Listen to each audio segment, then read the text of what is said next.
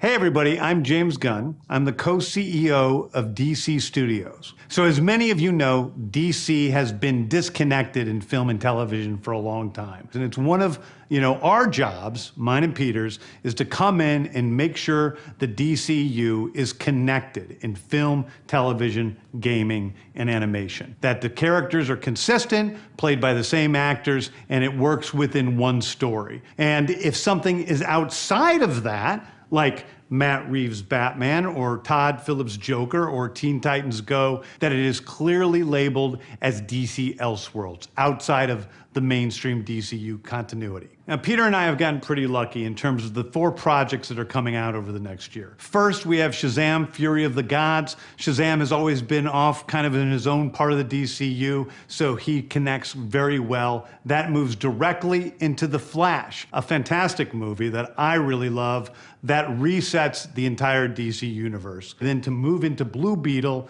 a fantastic film about a kid who's a marvelous part of the DCU, and then into Aquaman 2, which leads directly into our next few projects, which I'm going to tell you about now. So, Peter and I, along with a group of very talented writers, have started to map out an 8 to 10 year plan of what DC Studios will be in film, television, and gaming. This first chapter is called Gods and Monsters. Now this, what I'm about to tell you, is a part of the first chapter. It's not the entire first chapter. The first project is Creature Commandos. Creature Commandos is an animated series. I've written all the episodes. Something we're going to do that's a little bit different at DC is we're going to have characters move into animation, out of animation, usually having the same actor play their voice as who plays them in live action.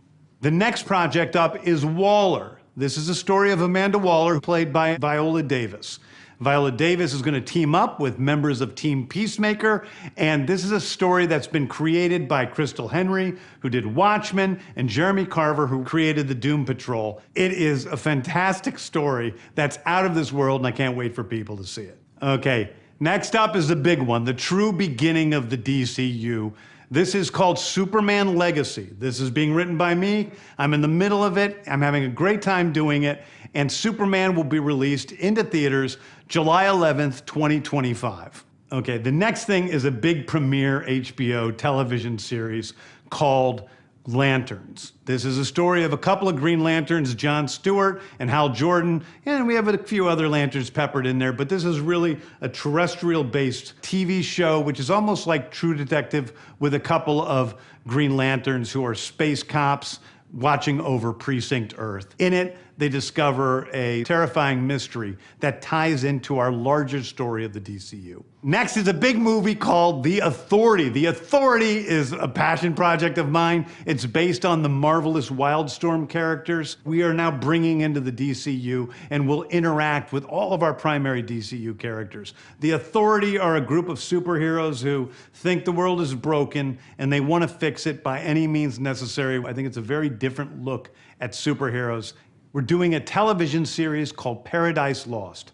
Paradise Lost is the story of Paradise Island, usually known as Themyscira, which is the birthplace of Wonder Woman. It's almost like Game of Thrones with Westeros, but with all of the inhabitants of Paradise Island. The introduction of the DCU's Batman is The Brave and the Bold. The Brave and the Bold is the story of Batman and his actual son, Damian Wayne. This is based on Grant Morrison's great comic book run. Damian Wayne is my favorite Robin. He's a little assassin who Batman tries to get in line, and so this is the story of the two of them and the beginning of sort of the Bat family in the DCU.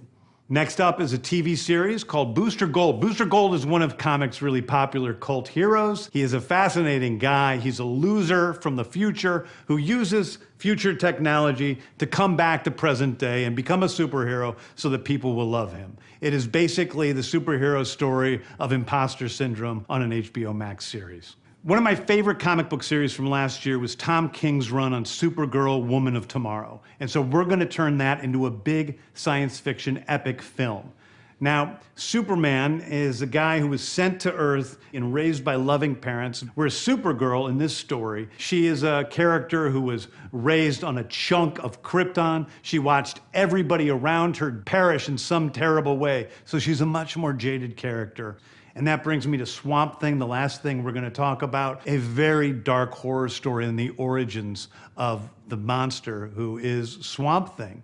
And although it's totally outside of the rest of the DCU, it will still feed into the rest of the stories. Anyway, those are the stories that I can tell you about right now. I've loved the DC characters since I was a child. They're incredibly important to me.